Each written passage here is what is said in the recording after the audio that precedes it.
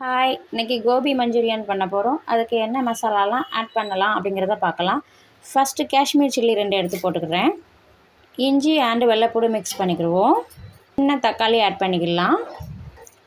இதை பேஸ்ட்டு பண்ணி எடுத்துகிட்டு வந்துடுவோம். பேஸ்ட்டு பண்ணி எடுத்துகிட்டு வந்தாச்சு.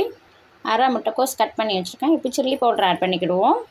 கொஞ்சமாக கரம் மசாலா பவுடர் ஆட் பண்ணிக்கலாம். கொஞ்சம் பெப்பர் பவுடர் ஆட் பண்ணிக்கிடுவோம். கொஞ்சமாக காயப்பொடி போட்டுக்கிடுங்க.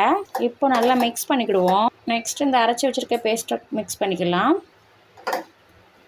2 கரண்டி கார்ன்ஃப்ளவர் மாவு ஆட் பண்ண போகிறேன். கொஞ்சம் உப்பு போட்டுக்கிடுங்க. 2 கரண்டி மைதா மாவு போட்டுக்கிடுங்க. மிக்ஸ் பண்ணியாச்சு. இப்போ எண்ணெய் சூடானதும் நம்ம பொரிச்சு எடுத்துக்கலாம்.